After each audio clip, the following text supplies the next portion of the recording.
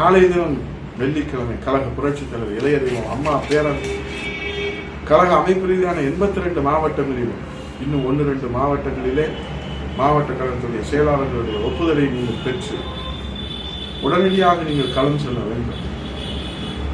அமைதி பூங்காவாக இருந்த இந்த தமிழகத்தை அமைதி காடாக மாற்றியிருக்கிற திராவிட முன்னேற்ற கழகத்துடைய மக்கள் விரோத அரசுக்கு நாம் முடிவு கட்ட வேண்டும். வீதி வீதியாக வீடு வீடாக ஒவ்வொரு வாக்காளரையும் 6,30,00,000 வாக்காளர்களை நாம் சந்திப்போம். அதுதான் நாம் புரட்சி தமிழர் ஐயா எடப்பாடியாருக்கு கழக புரட்சித் தலைவர் அம்மா பேரவை ஆற்றுகிற நன்றி கடன். புரட்சித் தலைவர் இதய தெய்வம் அம்மாவுடைய அரசு மலர வேண்டும் என்று தன்னை அர்ப்பணித்து நெருப்பாற்றில் நீந்தி உழைத்துக் கொண்டிருக்கிற நம்முடைய மன்னாதி மன்னன் மக்கள் கழகம் பொன்மன தலைவர் புரட்சித் தலைவருடைய மறு வடிவம் புரட்சித் தலைவர் இதய தெய்வம் தமிழகுலசாமி அம்மாவுடைய மறு வடிவம் புரட்சி தமிழர் ஐயா எடப்பாடியாருக்கு கழக புரட்சித் தலைவி அம்மா பேரவை ஆற்றுகிற நன்றி கடன்.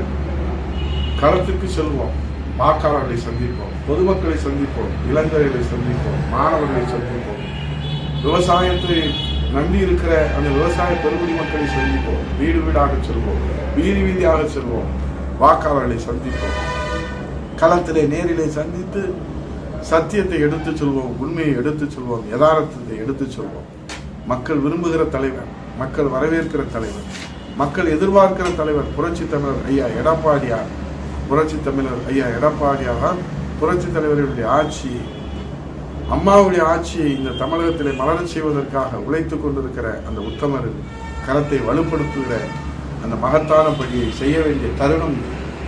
ஆகவே கழக புரட்சித் தலைவர் அம்மா பேரவையினுடைய போர்ப்படை தொண்டர்களே, நம்முடைய மாவட்ட கழகத்துடைய செயலாளருடைய தலைமையிலே நீங்கள் ஏற்பாடு செய்திருக்கிற இந்த மாபெரும் திண்ணை பிரச்சாரம் ஒரு வரலாற்று பிரளயத்தை ஏற்படுத்த வேண்டும்.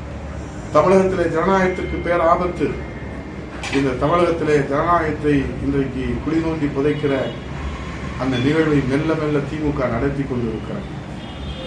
தானும் தனக்கு பின்னால் தன் வாரிசும் தான் இந்த நாட்டை ஆள வேண்டும் என்று சொன்னால், கருணாநிதி குடும்பம் தான் இந்த நாட்டை தொடர்ந்து ஆள வேண்டும் என்று சொன்னால், குப்பனும் சுப்பனும் ஏழையும் எளியோரும் சாமானியர்களும் உழைப்பவர்களும் எங்கே போவது?